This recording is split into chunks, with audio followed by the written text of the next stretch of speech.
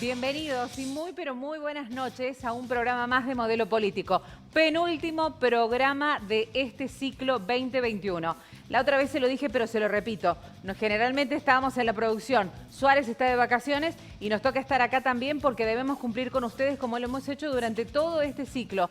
Hablando de los temas que le importan a la gente, de lo más importante. Y por eso es que son nuestros invitados uno y otro tan importantes porque siempre hay cosas para hablar.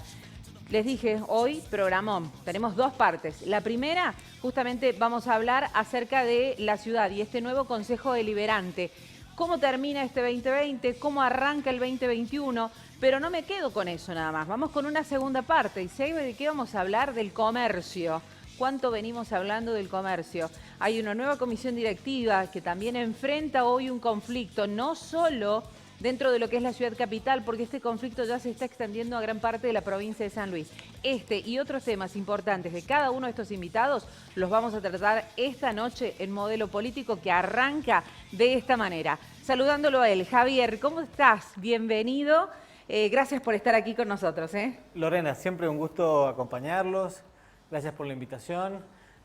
Así que bueno, estamos aquí para hablar de todos los temas de la ciudad, de la nueva configuración del Consejo Deliberante y por supuesto de este enorme desafío que me toca encarar a partir de estos días del 2020 y para el año 2021 de conducir el Consejo Deliberante, que es la institución que representa a los vecinos de la ciudad, ¿no? El consejo deliberante más importante que tiene la provincia. Así es el consejo que representa a mayor cantidad de vecinos de la ciudad capital y que al mismo tiempo, digamos, mayor cantidad de legisladores tiene, digamos, en su integración, ¿no? Así que, bueno, con este desafío que tenemos por delante, realmente han sido semanas de mucho debate, de mucha discusión, pero creo que, digamos, tenemos todo un año por delante todavía, todo un año de periodo de sesiones donde se van a debatir temas muy importantes, un año electoral, un año de post-pandemia, ¿no es cierto?, donde el Consejo Deliberante y todos los concejales tenemos el desafío de acompañar este periodo de recuperación de los vecinos y de los comerciantes y de los trabajadores que realmente han atravesado un año muy difícil, ¿no? 6 días de gestión. 6 días de gestión. Parece un montón, ¿o no? Uy, parece muchísimo porque realmente hemos estado todos estos días trabajando desde muy temprano hasta muy tarde, llevando adelante una organización administrativa, más que nada de la institución. Digamos, realmente es una institución que tiene muchísimos trabajadores, muchísimas áreas y por supuesto que el gran desafío que tenemos de aquí en adelante es definir una agenda legislativa que contemple principalmente las prioridades de los vecinos y que bueno, en parte de eso fue lo que se debatió estos últimos días en sesión extraordinaria, en donde bueno, a partir de una serie de modificaciones que hicimos tanto el presupuesto, a la ordenanza tarifaria anual y también a la ordenanza de emergencia, hemos podido de alguna manera definir algún rumbo para el año que viene y realmente creo que se han logrado cosas muy interesantes. Temas más que importantes fueron los que quedaron para la última sesión del año. El presupuesto, la tarifaria, quedaron conformes en su mayoría, digo, hubo una votación, indudablemente hubo un acuerdo, pero digo, en su mayoría quedaron de acuerdo con lo que había pedido el Ejecutivo y lo que ustedes proponían como voz de la gente. Exactamente. Bueno, en primer lugar, por supuesto, todo tiene que ver con todo, ¿no? Y también tiene que ver un poco cuál es el rol de oposición que uno ocupa. Si quiere ejercer un rol de oposición por oposición, netamente crítica, o un rol de oposición constructiva en donde se analizan las distintas posturas y se identifica un punto intermedio en donde creemos que el principal, digamos, beneficiado no solo es, digamos, la institución, sino también el vecino. Desde ese punto, por supuesto que en lo que respecta a mi consideración para ocupar el cargo de presidente del Consejo, tiene que ver no solo con que soy el concejal con mayor trayectoria en el Consejo Deliberante, es decir, con más antigüedad, con más experiencia. Pero también uno de los más jóvenes. Exactamente, uno de los más jóvenes. De hecho, soy el presidente del Consejo Deliberante más joven de la historia. Ah, mira vos. Y hace 30 años que el radicalismo no tenía un presidente del Consejo Deliberante y por supuesto, la conducción del Consejo Deliberante. Por supuesto que esto fue fruto de una serie de, digamos, consensos que se realizaron sobre otras 3 ordenanzas, sobre las cuales hicimos modificaciones sustanciales. Se pedía desde el Ejecutivo Municipal un aumento tarifario que iba a superar el 40%. Exactamente. Quedó en menos. Exactamente. De ninguna manera nosotros consideramos y le manifestamos al intendente de que íbamos a acompañar iniciativas de él o del Ejecutivo a libro cerrado. Nosotros le manifestamos desde un primer momento de que de ninguna manera íbamos a acompañar un aumento del 46%, que era justamente la propuesta del Ejecutivo. Pero no solo eso, sino además también a lo largo de la ordenanza tarifaria, que es la ordenanza que define los impuestos para el año 2021, había aumentos que superaban los 3.000, 4.000%. Por ejemplo, había rubros como el rubro otras infracciones formales, en donde se pasaba de multas de 400 unidades monetarias municipales a 10.000, 13.000, 50.000 unidades monetarias, realmente conceptos muy altos que dejaban una arbitrariedad o una discrecionalidad a la hora de aplicar faltas muy importantes. Por ejemplo, otro de los puntos que le dijimos que de ninguna manera podíamos acompañar era el aumento del carné de conducir. El Ejecutivo proponía un aumento del 110% en la renovación anual del carné de conducir, ya sea para autos, para motos o para otro tipo de vehículos profesionales. Y por supuesto que de ninguna manera acompañamos, entonces punto por punto fuimos identificando aquellos temas que creemos que son sensibles para los vecinos y que bueno, fueron muy bien recibidos por los distintos sectores de la economía, como por ejemplo, seguidamente seguramente va a haber un panel con representantes de la Cámara de Industria y Comercio. La gran mayoría, por no decir todas las modificaciones que proponían desde la Cámara de Industria y Comercio, fueron consideradas y fueron incluidas a partir de las gestiones que hicimos los distintos bloques y los distintos concejales. Sí, hasta se pensó que iba a ser una sesión prácticamente eterna, por decirlo de alguna manera, pero se pusieron rápidamente de acuerdo. Y eso que no había una especie de tratamiento legislativo anterior. Exactamente. En realidad, el tratamiento venía, tanto la ordenanza de presupuesto como la ordenanza tarifaria, se venían discutiendo desde el mes de septiembre, principios de septiembre. Las comisiones ya venían hablando. Exactamente, la Comisión de Hacienda y Presupuesto venía debatiendo todas estas modificaciones. Se venían debatiendo todas estas modificaciones porque es el momento en que tiene que el intendente presentar estas ordenanzas. Tiene un plazo. El plazo de presentación del presupuesto y la tarifaria anual justamente es el 31 de agosto para que el cuerpo pueda analizar todas estas ordenanzas que son las principales ordenanzas de gestión. Tengamos en cuenta que a partir de la ordenanza tarifaria anual es el instrumento que le permite al municipio recaudar y de esa manera prestar todos los servicios municipales que brinda. Y la ordenanza de presupuesto anual es la ordenanza que le permite definir las políticas públicas. Nosotros, desde el Interbloque San Luis Unido, independientemente de cuál ha sido el intendente, siempre hemos acompañado estas ordenanzas con modificaciones, por supuesto, como lo hicimos esta vez, pero las hemos acompañado porque finalmente la ejecución de políticas públicas que están plasmadas en un presupuesto, finalmente el juez de esas políticas públicas y de si se hace la gestión bien o si se hace la gestión mal es el vecino y que por supuesto cada 2 años ratifica o digamos condena con su voto democrático a la hora de definir si realmente se están haciendo las cosas bien desde el Ejecutivo o se están haciendo las cosas mal, ¿no? El bloque partidario que vos representás siempre ha tenido una particularidad. Unos pueden opinar de una manera y otros pueden opinar de otra, pero sin embargo siempre lo expresan de esa manera que puede haber pensamientos distintos. Ahora, en el momento en que primero se conoció tu postulación, después se conoció tu elección como presidente, los dardos llegaron de todas partes. ¿Cómo lo tomaste? Bueno, realmente por ahí duele que algunos compañeros de bloque con quienes hemos compartido muchos años duden acerca de mi integridad o de mis valores o de mi identidad política, ¿no? Yo, desde que tengo 18 años... Se hablaron de palabras muy fuertes, ¿eh? Sí, traición, falta de honestidad, bueno, de todo. Pero no tiene sentido y es un absurdo. Es un absurdo porque, por ejemplo, cuando acompañamos el boleto de colectivo, la actualización de tarifa, que hacía 2 años que no se actualizaba y que este año ha sido el peor año para el sistema de transporte público, no solo de la ciudad de San Luis, sino del mundo, realmente no pude entender por qué esa crítica tan feroz. Realmente, y más teniendo en cuenta que hemos actuado con coherencia, porque siempre hemos acompañado los aumentos de boleto. El último aumento de boleto, que fue en febrero de 2019, hace casi 2 años, realmente nosotros lo aprobamos, acompañamos el aumento, que en ese momento fue del 40%, y en aquel momento, desde hace 2 años, la gestión de ese momento, que era la gestión del ex intendente Enrique Ponce, y estaba el señor ex presidente del Consejo, Sí. Carlos Ponce, proponía un boleto a 35 pesos. 2 años después se opone a un aumento para llevar el boleto de 35 pesos cuando sabemos la crisis que está atravesando la empresa y, digamos, el mal servicio que hoy en día está prestando la empresa no solo es por la pandemia, sino también por la falta de recursos y de financiamiento que hay, no solo en el corte de boletos, sino también en la actualización de la tarifa y por supuesto la merma absoluta por parte de los subsidios nacionales y provinciales que realmente demuestran que para el gobierno provincial y para el gobierno nacional el transporte público no es una prioridad, ¿no? Sí. Entonces realmente ha habido muchos cruces de palabras muy fuertes.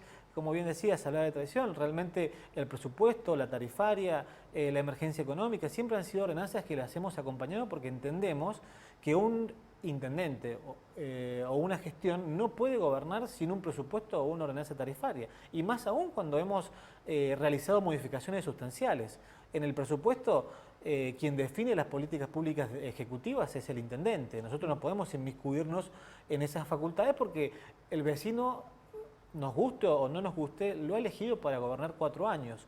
Lo que sí nosotros podemos hacer es establecer límites y controles. Límites... Más de uno dijo, el que gana gobierna y el que pierde controla, ¿no? Exactamente. Y esa es la función que tenemos que ejercer. Pero el control no solo es en el presupuesto. El control se da cuando a los 6 meses de ejecutar el presupuesto se presentan las cuentas de inversión. Es decir, bueno, había un presupuesto aprobado, y se ejecutaron esas partidas, se gastaron esos recursos. Bueno, ¿a dónde se gastaron? Por eso es que nosotros cuando hacemos los controles rechazamos las cuentas de inversión o las aprobamos, esa ejecución o esos gastos. De Hubo hecho, modificación además de los fondos que pedía para el manejo que por allí el municipio quería disponerlos sin justificárselos a ustedes ante el Consejo. Exactamente. En eso también tenemos que ser claros. El intendente, digamos, realmente no ha tenido vocación de cumplir algunas ordenanzas que están vigentes.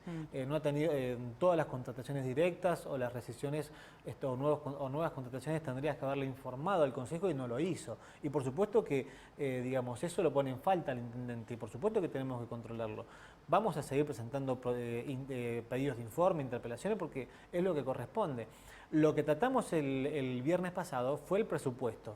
Que es justamente, como lo dice un presupuesto, una previsión de gasto de políticas públicas para el año 2021. Que hasta fue bien tomado por los funcionarios municipales que hicieron declaraciones esta semana, que aceptaron las modificaciones que les impusieron, digamos, desde el Consejo y que de igual modo les iba a permitir gobernar con las condiciones o con los planeamientos que ellos ya tenían para el 2021. Exactamente, si bien la previsión de los aumentos de los impuestos no eran digamos, los que ellos tenían, porque claro, ellos preveían un aumento del 46%, y nosotros les acompañamos un 35% solamente y para todo el año, digamos, pero bueno, ellos consideraron que podían ajustarse a esas nuevas condiciones y aceptaron las limitaciones. En lo que es el presupuesto, nosotros por supuesto que no íbamos a acompañar un presupuesto que tuviera un 100% de movilidad de partidas discrecionales, que son los superpoderes presupuestarios, que si te dice pongo 10 o asigno 10 pesos a Transpuntano y después durante el año digo no, lo voy a poner en, no sé, en cajas navideñas, bueno, esas facultades, esos superpoderes presupuestarios de cambiar, de cambiar partidas presupuestarias que van a un fin a otro, se las redujimos a un 30% sí, y no a un 100% como proponía el Ejecutivo, ¿no? Entonces, digamos, esto es parte de la política que yo comparto, que es la política de debatir, de llegar a puntos intermedios, porque al fin y al cabo las peleas políticas, los palos en la rueda o la oposición por oposición o la crítica por la crítica termina perjudicando finalmente al vecino, ¿no? En tus palabras es diálogo, consenso, y en las palabras del otro lado son arreglos, pensando en el 2021 y demás. Sí, ¿Cómo a cae? ver... El sábado tuviste que presentarte ante el Comité Ejecutivo de la Unión Cívica Radical. A mí lo que me duele es que digan que todo esto no había sido debatido o discutido o informado, porque cada paso que iba dando yo como presidente del Interbloque San Luis Unido de concejales, lo iban formando no solo los concejales, sino a las autoridades partidarias. También es cierto que hubo un momento de renovación de autoridades, entonces el nuevo... Pero igual el diálogo interno nunca se pierde. Nunca se pierde, por supuesto, hay que mantenerlo vigente.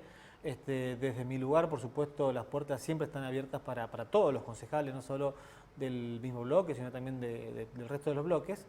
Pero principalmente entendiendo que cuando uno acuerda políticas públicas o acuerda sobre, o llega a un consenso principalmente sobre, por ejemplo, una ordenanza tarifaria o llega a un acuerdo de que, por ejemplo, el boleto estudiantil gratuito no se suspenda por todo el año, sino que haya un plazo de 60 días para que comience a regir, realmente son consensos positivos.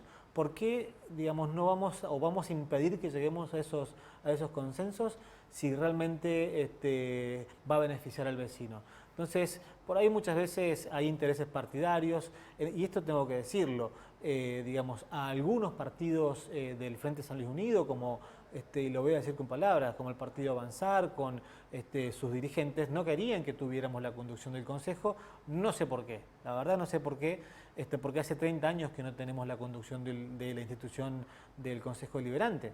Más de uno ha dicho, tenés que renunciar después de la conducta que tuviste, y es más, en la votación del pasado sábado, esto pasa a un tribunal de conducta que va a definir, ¿qué va a definir? ¿O qué podría definir ese tribunal partidariamente hablando? Primero, el Tribunal de Conducta Partidario lo que hace es, digamos, juzgar las conductas de los afiliados. Pero para juzgar la conducta de los afiliados, tiene que haber una instrucción partidaria. Y la verdad que siempre ha habido libertad de acción y libertad de conciencia a la hora de definir políticas públicas en los ámbitos legislativos. De hecho, a ver, yo la verdad que no quiero entrar en un debate, digamos, que no nos va a llevar a ningún lado. Porque tenés que empezar a nombrar personas. Sí, hay algunos dirigentes no en notas periodísticas que decían, ¿sabes qué? Lo de Suárez primero hay que comparar al de Funalito, hay que llamar al otro, hay que llamar al otro, y ponían una larga lista que dice, y que jamás se los llamó o se los está juzgando tanto o poniendo en el muro, por así decirlo, a Javier Suárez como se lo está poniendo ahora. Exactamente, yo creo que tienen miedo de que un joven venga a cambiar los paradigmas de la política o de la vieja política, porque digamos que yo o que algunos concejales logremos consensuar sobre aspectos positivos para los vecinos, como es el retorno del boleto estudiantil gratuito, no tiene ningún tipo de asidero, o sea, más que decir que oponerse por oponerse, ¿no? Realmente, digamos, no quiero juzgar las conductas de otras personas, pero el actual presidente del Consejo Deliberante, Jorge Lucero, hasta hace unos meses era funcionario de la gestión del exintendente Enrique Ponce, de otro partido político, y realmente, digamos, en contra de los intereses y de la línea definida, y sí, tomada en consenso y por mayoría en la Unión Cívica Radical, digamos. Entonces, ¿qué es lo peor que podría definir el Tribunal de Conducta? ¿Desafiliarte? Él puede suspender a un afiliado, puede incluso desafiliar a un afiliado, pero claramente, digamos, esto ha sido más que nada una movida política, porque tengamos en cuenta que el órgano que ha decidido, digamos, analizar esta conducta es un órgano en donde la mayoría es de la línea contraria nuestra. De hecho, nuestros representantes, los representantes de la línea de Evolución Radical, que es una línea que está integrada por el actual rector de la Universidad Nacional, Víctor Morínigo, Alejandro Cacase, Claudia Rocha, Lucero Guillet, Víctor Sosa, para mencionar algunos diputados. Esa línea votó en contra de esta decisión. Claramente hay una decisión sectorial y minoritaria del partido de ensuciar mi imagen, porque claramente no quieren que, digamos, tengamos la conducción del Consejo, o no sé, tal vez tengan envidia o celos de que un joven de 32 años radical, después de 30 años, llegue a la conducción del Consejo o que sea el presidente del Consejo más joven. La verdad que no lo sé, habría que preguntarles a ellos, pero lo que sí estoy convencido es que creo en una política constructiva y creo en que podemos, más allá de los colores partidarios, llevar adelante consensos que nos permita seguir adelante y salir de esta difícil crisis que estamos atravesando, ¿no? Vos lo dijiste, ¿no? Sos uno de los jóvenes con más trayectoria, menor edad, pero incluso jamás se te vio dubitativo, siempre seguro en todas y cada una de tus respuestas, exposiciones y hasta adelante de cámara cuando en algún momento por la calle te encontramos y te decimos, ¿podemos hacer una nota? Sí, indudablemente, y tenés siempre para responder. Ahora, el 2021 se va a renovar el Consejo Deliberante. La mitad del Consejo Deliberante, entre los que hay integrantes de tu bloque, van a tener que dejar su cargo o, en su defecto, ir por su reelección. Exactamente. ¿Qué Bueno, tema? ¿qué tema? Porque cuando nosotros íbamos en los pasillos nos decían, ay, no sabés lo que se está arreglando acá adentro. Pero ¿cómo se está arreglando? Suena feo Pero arreglar. claro que sí, porque Para la gente suena hasta sí, sí. bastante grotesco. Y suena a turbio, perdón, Exactamente. suena a corrupción. Y en realidad, o sea, todo está a la vista. O sea, no ha habido ningún tipo de acuerdo ni actos de corrupción. Simplemente. O reuniones secretas Claro, que o sea, se dijeron.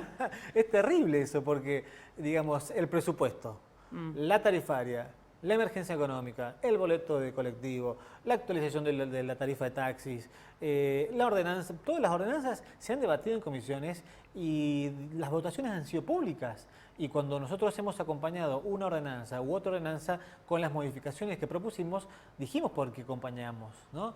Cuando dijimos que acompañábamos la ordenanza de emergencia del transporte público, que el año pasado no la habíamos acompañado, en parte y en otra parte sí, pero o sea, no acompañamos, por ejemplo, el año pasado la suspensión por todo el año de los boletos gratuitos. Sí. Claramente, digamos, en diciembre del 2019 no sabíamos que no iba a haber clases en todo el año. En diciembre del 2019 pensábamos que durante todo el año los chicos y los estudiantes de todos los niveles no iban a tener boleto estudiantil gratuito o boleto jubilado gratuito. Después llegó la pandemia, finalmente no hubo clases en todo el año, entonces se amortiguó, por decirlo de alguna manera, esa decisión sumamente negativa. Ahora pretendían suspenderlo por otro año más y nosotros dijimos no, de ninguna manera. Lleguemos a un consenso, acordemos y pongamos un plazo para que retorne este beneficio. Y justamente asignar este beneficio con un criterio, digamos, más social, donde vaya realmente el que lo necesita para que no desfinanciemos una empresa que es de todos los puntanos, que es Transpuntana. Entonces, digo, ¿le vendría bien una renovación, digo, en estos cambios que va a haber de la mitad del Consejo Deliberante? ¿Le vendría bien una renovación de gente? Sí, sin lugar a dudas. ¿Pero vienen dirigentes ya trabajando para ocupar esos cargos como corresponde, digo? Y en realidad cuando ingresa a la política y cuando además ejerce un lugar o un rol de representación, uno tiene que entender de que no solo llegó ahí por un partido político que lo propuso, sino también por los vecinos que representa, ¿no? Y uno representa vecinos de todos los partidos. O sea, ¿volviste a los barrios vos? es más, me tuve que demorar, ¿sabes por qué? Tuve una demora porque estamos ensayando la misa criolla. El 24 de diciembre, la semana que viene, vamos a hacer una misa criolla con una parroquia, con un sacerdote que es amigo, realmente este es el quinto año que los acompaño. La verdad que no me gusta hacer fotos porque es una celebración religiosa, pero de hecho me encanta estar en los barrios, me encanta colaborar y ayudar a los vecinos. Porque en campaña te vimos, a vos, Sí. a todos los dirigentes, los vimos, por lo menos de tu partido, que estuvieron todo el tiempo en los barrios. Pero bueno, siempre es bueno preguntarle, ¿volviste al barrio? ¿Te acordaste de los vecinos que te duda. apoyaron, que te votaron? Es fundamental. Y de hecho, digamos, hace unos 6 meses, junto a Claudia Rocha y viendo la difícil situación económica y la gran vulnerabilidad que hay en barrios como el barrio 9 de Julio, República, Pescadores, constituimos una fundación que se llama Fundación Elvira Rawson, Sí. en donde desde hace ya 4 meses venimos dando la merienda a más de 300 chicos y el día sábado pasado, después de que me criticaran en el partido, hiciéramos esa no sé, cacería de brujas, expuse todo lo que tenía y dije todo lo que tenía que decir ante los dirigentes y a partir de ahí me fui a dar el almuerzo que hicimos el cierre de año en la Fundación Elvira Rawson, en el barrio 9 de Julio, donde le dimos 260 viandas a más de 100 familias del barrio que la verdad que la están pasando muy mal. Sí. Y realmente cuando uno tiene vocación realmente siempre está en los barrios, no solamente en la época de campaña, sino también en el momento donde no hay elecciones. ¿Qué es lo que en el momento en que no está la fotito para que aparezca en la red exactamente, social. Es lo que nosotros siempre criticamos. No podemos estar solamente en época de elecciones. A mí me da pena y me enojaba también que tanto el gobierno provincial o el gobierno municipal llegara con cosas en época de elecciones. Y este año, en plena pandemia, donde los concejales, por nuestras inmunidades para circular, íbamos de acá para allá, por un lado, por otro, para acercarle una solución o una ayuda al vecino, veíamos que la municipalidad o el gobierno, principalmente el gobierno provincial, estaba totalmente desaparecido. Realmente, digamos, llama la atención y duele la falta de tacto social que tiene el gobierno de la provincia, incluso también en algunos casos el gobierno de la municipalidad, que al principio no estuvo presente. Me consta que después la municipalidad tuvo un acercamiento, colaboró con comedores, pero desde el primer momento tiene que estar uno, ¿no? Claro. Entonces, ¿Y tu consejo deliberante cómo va a ser? ¿De puertas abiertas? ¿Ya lo definiste? ¿Tenés el equipo ya completo? No, estamos armando el equipo.